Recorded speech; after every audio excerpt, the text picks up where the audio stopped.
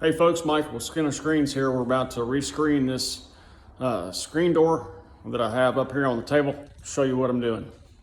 First thing we're going to do is we're going to remove the spline that holds the screen in. This is the old screen here. It's been torn. So I'm just going to pull this spline up and remove this all the way around the door. Okay, so we've got all the old spline out. Now we'll take the screen out. Comes out just as easy as that.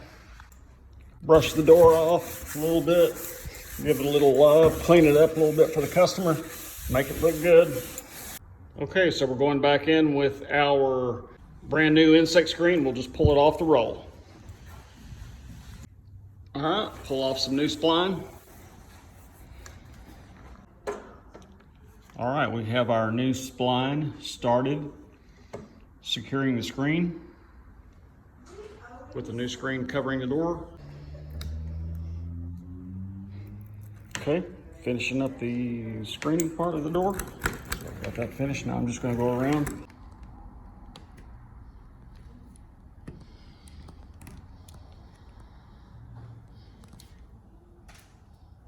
Missed.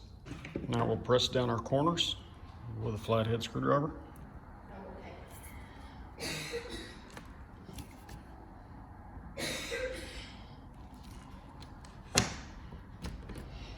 And we'll trim off the excess screen. When using a razor blade, be extra careful not to cut yourself. We're just going to trim away the excess screen with one sharp knife. That door is all done. Rescreened, looking good as new. Thanks for watching. Hope you enjoyed the video. Hope it helped out.